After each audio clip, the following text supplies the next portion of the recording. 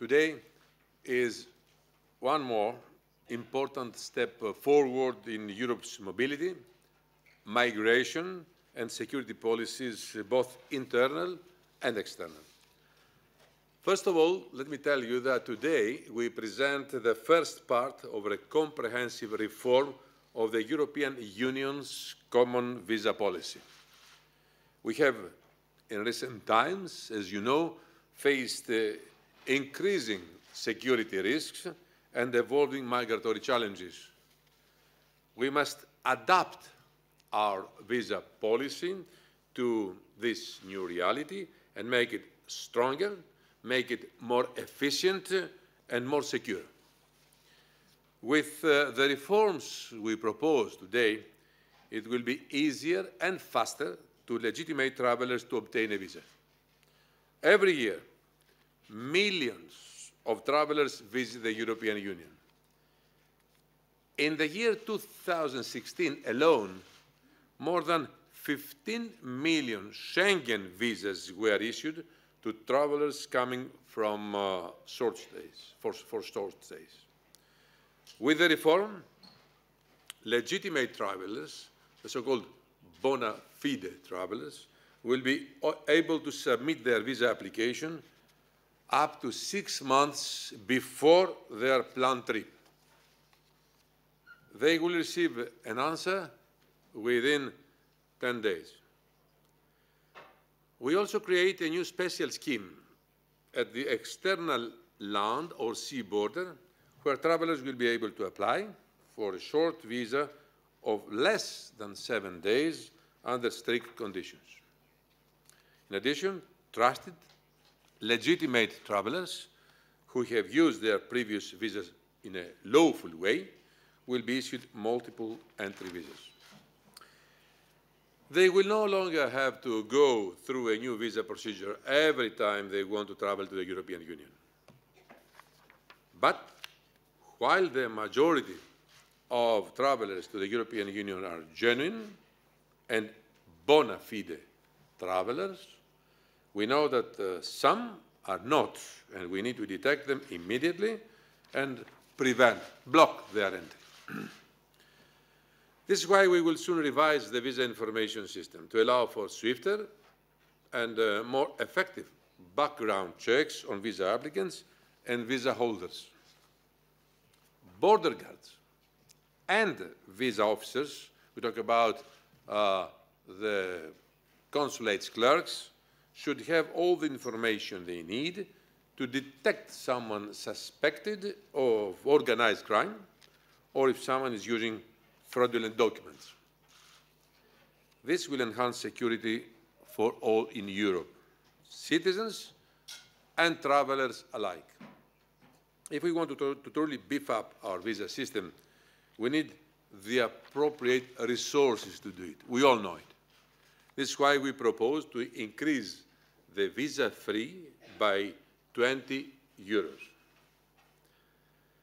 This small increase means European Union visas are still cheaper than, for instance, in the United States, China, or elsewhere.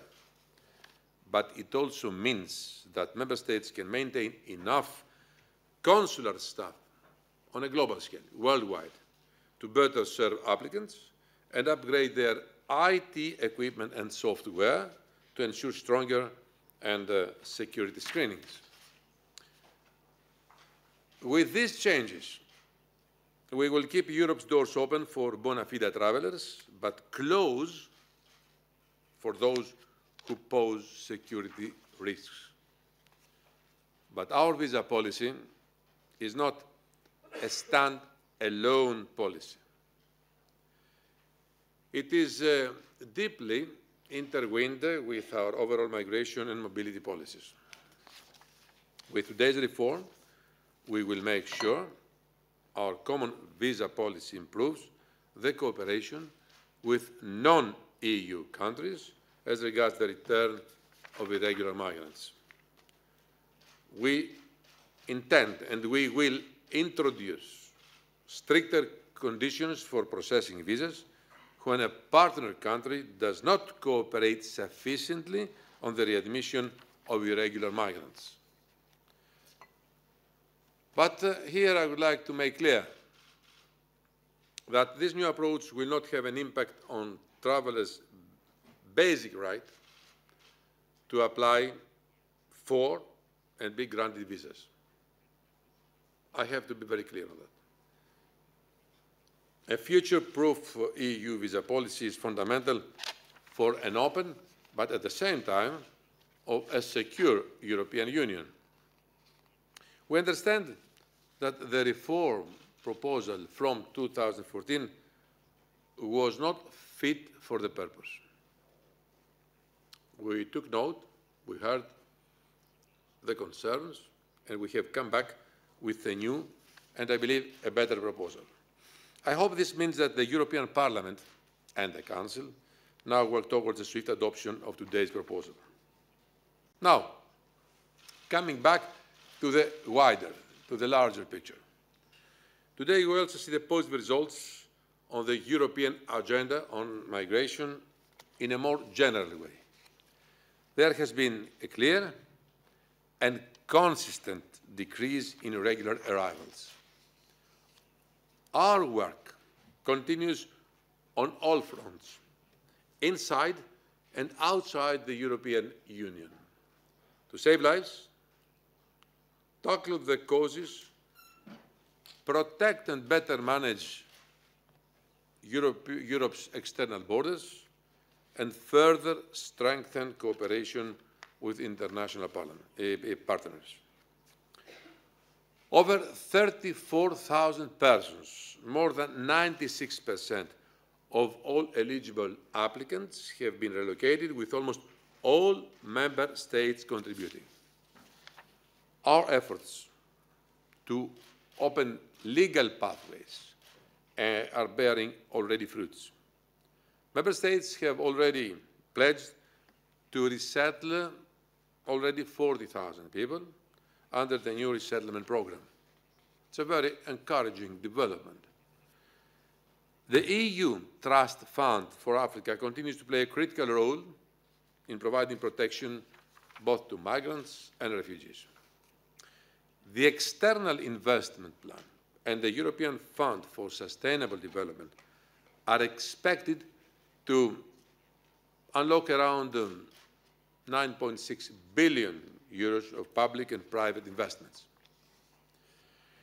At the same time, the European Union continues to provide substantial financial support both to Italy and Greece, the EU countries at the forefront of the migration crisis. As I have said, we also need to send a clear message that irregular migrants will be returned to their countries of origin. We are reducing irregular migration by working together with partner countries, including Bangladesh, Pakistan, Tunisia, China, and Morocco.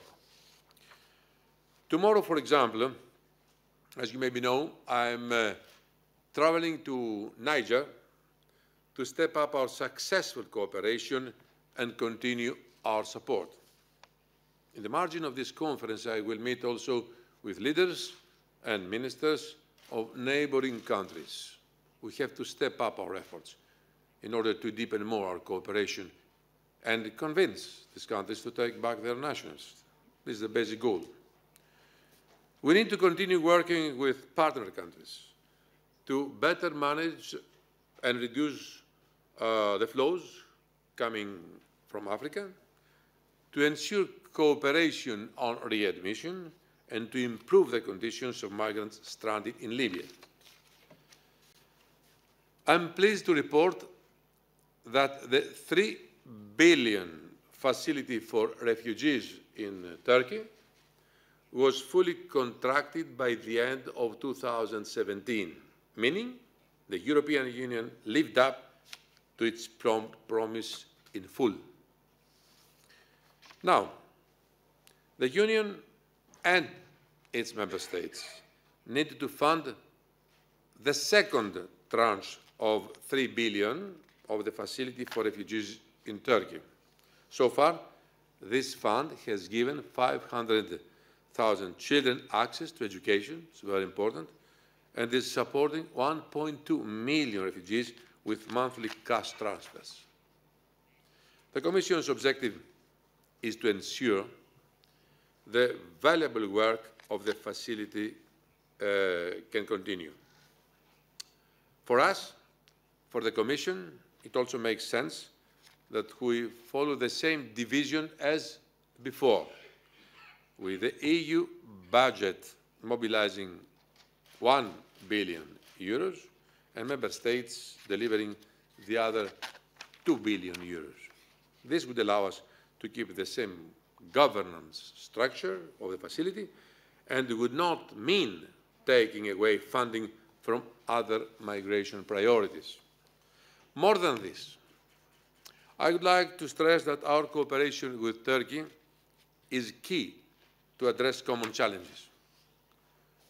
The cooperation, the rapprochement of Turkey and Europe is a long-term engagement that has started some years ago between our citizens. It's a matter of common and very clear political will, and in this context, unnecessary escalation